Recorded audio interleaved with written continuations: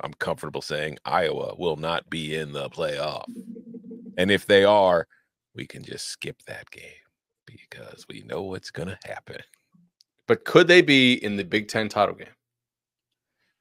No, Indiana's not losing enough games for Iowa to squeeze in there. I mean, that technically, is it a home game if Indiana plays in the Big Ten title game? Is it still neutral site in Indianapolis? It's still neutral site. That's not neutral. Oh, hold on. All right, what's Bloomington to Indianapolis? About no hour idea. 15. All right, what's Athens to Atlanta? Because Georgia plays in the SEC. Who's driving? Like a Georgia player driving, or like one of us? Well, okay. What's a king to a god? What's a god to a king? It's like I would say, what, 45 minutes Athens to Atlanta? Yeah, if one of them's driving. It's 25. 35. 35. You're doing 95. I don't know where I'm at with Ohio State right now. I do. Okay. Do you want me to tell you where you're at? Yeah. Ohio State is a good football team that is kind of like Georgia in the last few years, where it kind of messes around a little bit in the first half and just kind of pokes and feels around, finds your weak spot, and then in the second half, it shows very little mercy. And that's what Ohio State is. And I think that we are at a point in the year where I don't know that we have an elite team in the country, but Ohio State might be it. Texas might be it. And we need to see them tested at a certain point to see how they respond to it. But I just think that talent-wise, like, they shot themselves in the foot repeatedly in this first half of this game, and they still didn't let Iowa do anything. Like, Iowa didn't score until the fourth quarter. The game was well in hand by then. I know it's a real shame for my Ohio State to win by shutout plus 194 halftime play. I was thinking of you when I saw that, but I just think this is a very good team that has multiple ways it can beat you, and it hasn't been put to the test yet. So in that sense, like what you're saying, you don't know what to make of them. I get that, because until a team's put to the test, you really don't know. But I don't know that this team is going to be put to the test. Maybe next week we'll see. I mean, Howard 21 or 25. Did he throw any that should have been picked off? Yeah. One. I mean, he did have one interception, but there was also one that he got away with. I'm trying to watch 8 games at once. Yeah, no, we got this one on lock. Like, it's Howard was Howard did not overwhelm me. Howard made a couple bad throws, like 2 bad throws, and otherwise like followed the rubric. I think that overall, Will Howard is still, when you watch this offense, and I felt like coming into the season, the offensive line was our biggest concern about Ohio State. I think the offensive line has played well. I think the weakness of the Ohio State offense is the quarterback, but I say that in context of they're really freaking good on offense. So, like, the weak spot is still going to be better than most of the quarterbacks they're facing on a week-to-week basis. Now, when it comes to the playoff, when they run into other teams with good quarterbacks, maybe that's when it bites them in the butt. But I just think both sides of the ball, this team is very good. I think special teams, they have improved, where that has been kind of a sore spot for them for a few years. I just kind of think that based on what I have seen from teams week in and week out, this is the team I am least concerned about. Defense helps me not be concerned, because I think their defense is absolutely fantastic and has been at pretty much every turn. Mm-hmm. I kind of think Texas is the one I'm least concerned about overall. But Quinn Ewers is currently not playing. Maybe I should care more about that than I do. I know Arch played well last week, but Arch looked like crap against ULM. Of course, ULM's kind of showing itself to be a pretty damn good football team. So ULM's not that bad, and Brian Vincent can coach. Yeah. Do you know who could have had Brian Vincent as a coach?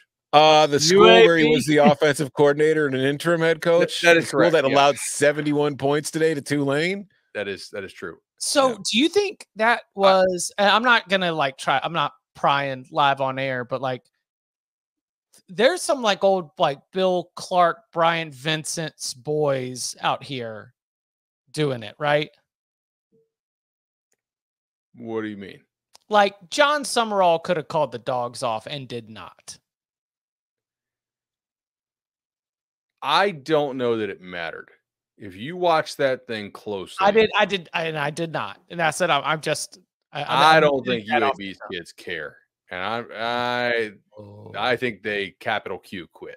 Yeah. There's a couple teams today that I have on quit watch. I am no longer watching to see if UAB has quit. UAB, they are. Baylor didn't quit. Hey man, if you're losing by 50 and you're laughing, you're just yucking it up on the sidelines, you don't really care. I've seen all about it. I need to see. And I really like Ohio State's defense. Just so we can hit 8 minutes on that segment. Like, they are so damn good. Iowa's offense actually went over the necessary point total to continue the drive to 325, by the way. You had 6, right? We need to hit 6. We hit 7. You know, does not need to update the graphic really, except just putting the nice like smiley face on there. Mikey. Make it life easy for you. Night off. Yeah, Okay. yeah. Make it life easy for you on a night where we're 60. The Baylor result is pretty shameful if you look at how many important players got hurt for Iowa State in this game. Yeah, but And even their backup, who was their backup running back that came out and looked nasty? Hold on, I'll pull this up real quick. I had it on mute, so Who, for Iowa State? Yeah, it was like even it, because obviously we all know Abu Sama and like who? Never heard of him. You've never. I don't know the backup's name by heart. It was Jackson. Jalen Jackson, the senior, the vet. Even he had wiggle. Wait, did Sama get hurt? I don't know if he got hurt. I had it on mute. I didn't notice if he did. He was certainly ineffective while he was playing. Man, I got to tell you, like, Iowa State looked like they were playing so much harder than Baylor. And I really thought Baylor was going to come back and win this one when just everybody on Iowa State's defense got hurt. And they didn't. So shouts to Iowa State for that effort. Like, that was incredible. And I wonder, like, is that it? You know? Because they were up 14-6 in this game, and then they got outscored 37-7 the rest of the way. Yeah. They got rocked. Not good. Also, dude, Jeremiah Smith. We ask every week, like, is he the best receiver in the country? And we kind of joke about it. And then I'm like, dude, like that one. It's not like Iowa's corners suck. That's true. It's like Chip, when you're playing basketball with your boys, like just, you just reach over them, dunk. Like it's not fair. With one hand. Yeah. I think he does. Frankly, I'm getting bored with it. Okay, great. Catch a ball with 2 hands. Really impressed me. I've seen you do the one hand 75 times now. Well, all right. So this is another thing that goes back to my whole Ohio State. Like, I've been criticized for being like a hater because my video game poisoned brain is like, take it down the field. And I'm sure Chip Kelly is like, now why would we do that when if we just throw it to him sideways and let him go run? Like there's a lot of completions to whether it's Jeremiah Smith or Emeka Ibuka. It's like, we've created this numbers advantage. We got the defensive look that we wanted. We're going to get out, get good downfield blocking, and we're going to let some of the best athletes in college football go make a play. I totally understand. I'm just saying, take the top off the defense. Let's go. Do you know who's probably pretty pissed tonight, actually? I think Dan Lanning has a right to be pretty pissed at Iowa for like not making Ohio State show a little bit more of their hand. It's like, really, Iowa? Like, the last chance we possibly had to see what Ohio State might want to run. Like, what sort of Death Star has Ohio State secretly been building in anticipation of this mega game next week when Ohio State goes to Autzen? Don't know. Don't really have to. They ran Will Howard like 3 times maybe on design stuff.